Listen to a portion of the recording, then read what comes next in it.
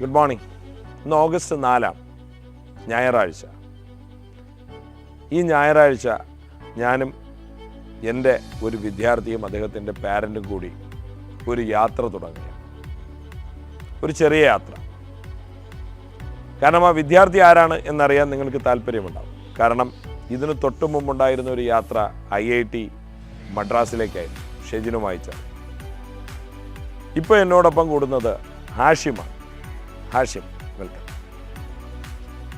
ഹാഷിം അദ്ദേഹത്തിൻ്റെ പാരൻറ്റുമായി ഞായറാഴ്ച രാവിലെ വായനശാല ജംഗ്ഷനിലുള്ള എജു വില്ലേജിൽ എത്തിയിട്ടുണ്ട്.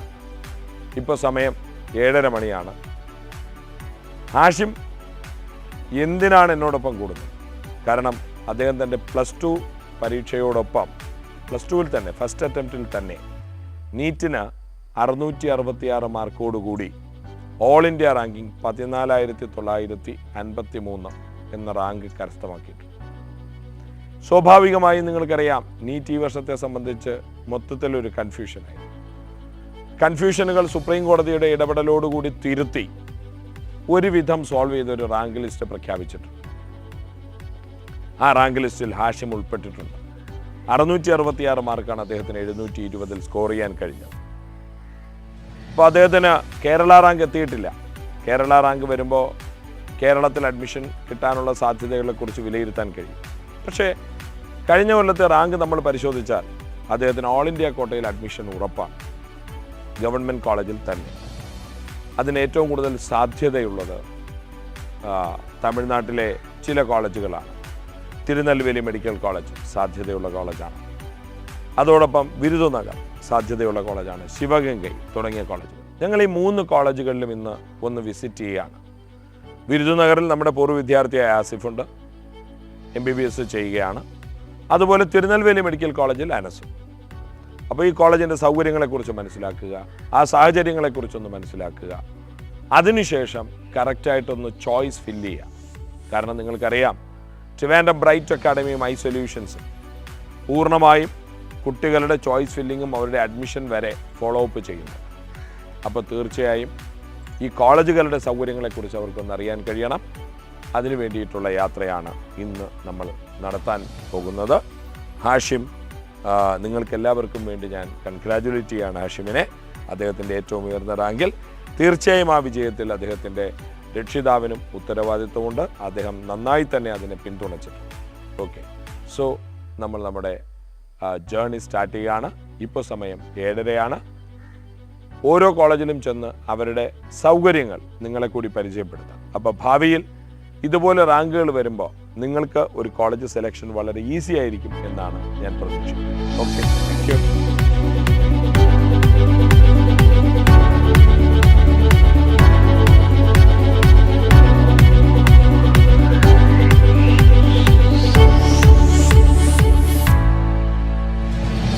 ഹലോ, നമ്മൾ രാവിലെ യാത്ര തിരിച്ചു ഹാഷിമുമായിട്ട്. വിരുദുനഗർ മെഡിക്കൽ കോളേജായിരുന്നു നമ്മുടെ ആദ്യത്തെ ലക്ഷ്യം. തിരുനെൽവേലി മധുര ഹൈവേയുടെ അടുത്ത് ആയിട്ട്, നിങ്ങൾ ഈ കാണുന്നത് മധുര ഹൈവേ ആണ്.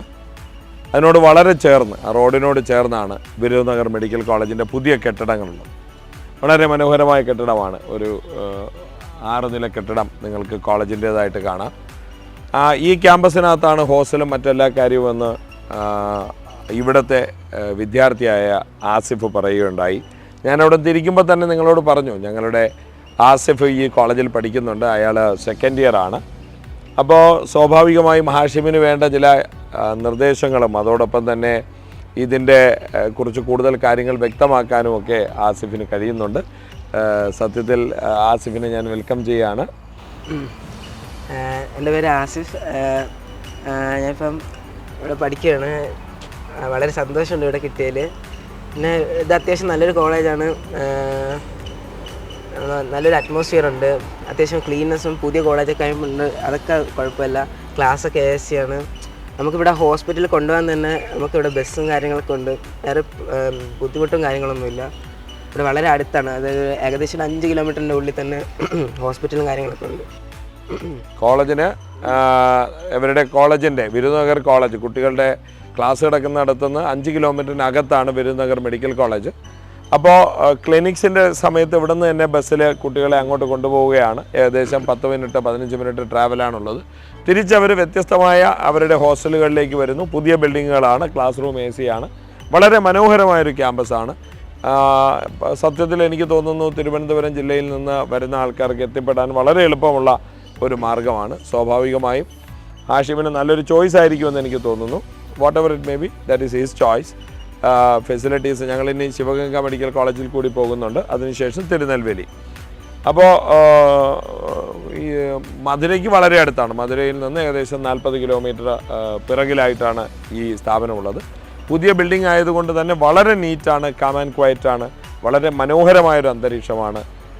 പഠിക്കാനും അതോടൊപ്പം തന്നെ അവരുടെ സ്വകാര്യതയുമെല്ലാം. ഇനി ഇപ്പോൾ വരുന്നത് 4ാമത്തെ ബാച്ചാണ്. ഇനി വരാൻ പോകുന്നത് ഈ കോളേജിൽ 4ാമത്തെ ബാച്ചാണ്. സോ നിങ്ങൾക്കും ഈ കോളേജ് ഓപ്റ്റ് ചെയ്യാവുന്നതാണ്. ഹാഷിം എന്തായാലും ഇനി ഞങ്ങൾ കൂടുതൽ ഫെസിലിറ്റീസിലേക്ക്, അതായത് ആസിഫ് റൂമുകൾ കാണുന്നതിനൊക്കെ ആയിട്ട് ഞങ്ങളെ ഇൻവൈറ്റ് ചെയ്തിട്ടുണ്ട്. ഞങ്ങളപ്പോൾ ഒന്ന് ക്യാമ്പസിനകത്തേക്ക്, കോളേജിനകത്തേക്ക് കയറുകയാണ്. ഓക്കെ.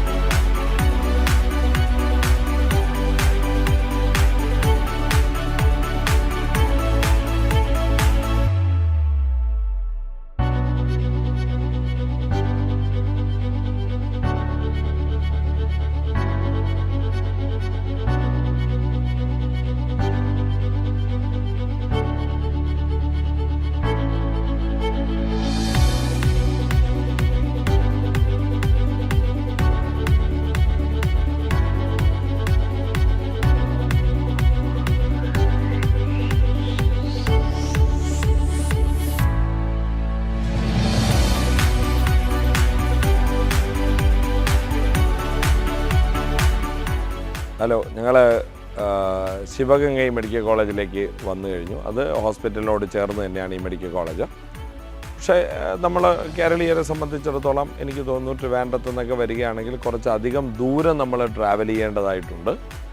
പക്ഷേ കോളേജ് കുറച്ചുകൂടി മുമ്പേ എസ്റ്റാബ്ലിഷ് ചെയ്തതുകൊണ്ട് തന്നെ അത്യാവശ്യം ഒരു ഗ്രീനറിയും ബാക്കിയുള്ള സൗകര്യങ്ങളും എല്ലാം തന്നെയും ഇവിടെയും ഒരുക്കിയിട്ടുണ്ട്. എനിക്ക് തോന്നിയത് തമിഴ്നാട്ടിലെ അത്യാവശ്യം എല്ലാ മെഡിക്കൽ കോളേജുകളുടെയും കൺസ്ട്രക്ഷൻ ഏകദേശം ഒരേ രീതിയിലാണ്, ഫെസിലിറ്റീസും എല്ലാം ഒരുപോലെയാണ്. ഗവൺമെൻറ് മെഡിക്കൽ കോളേജുകളെ സംബന്ധിച്ച് കെട്ടിടങ്ങൾ, നമുക്കിവിടെ പിറകെ കാണുന്നത് ശിവഗംഗയുടെ ഓഡിറ്റോറിയം കം എക്സാമിനേഷൻ ഹാളാണ്.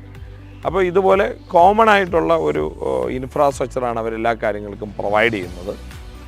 ഇവിടെയും ഏകദേശം 5 ബാച്ചുകളിലായി 50ഓളം മലയാളി കുട്ടികൾ പഠിക്കുന്നുണ്ട്. ഓൾ ഇന്ത്യ കോട്ടയിൽ വന്ന 50ഓളം മലയാളി കുട്ടികൾ പഠിക്കുന്നുണ്ട് എന്നാണ് മനസ്സിലാക്കാൻ കഴിഞ്ഞത്.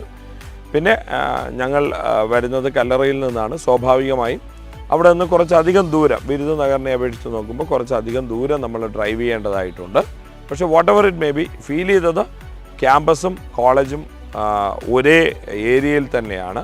ബിരുദനഗർ പോലെ കുറച്ച് യാത്ര ചെയ്യേണ്ടതില്ല എന്നുള്ളതാണ്. ബാക്കിയുള്ള ഫെസിലിറ്റീസ് എല്ലാം ഐഡൻറ്റിക്കലാണ്, കോമൺ ആണ് എന്നാണ് ഫീൽ ചെയ്തത്.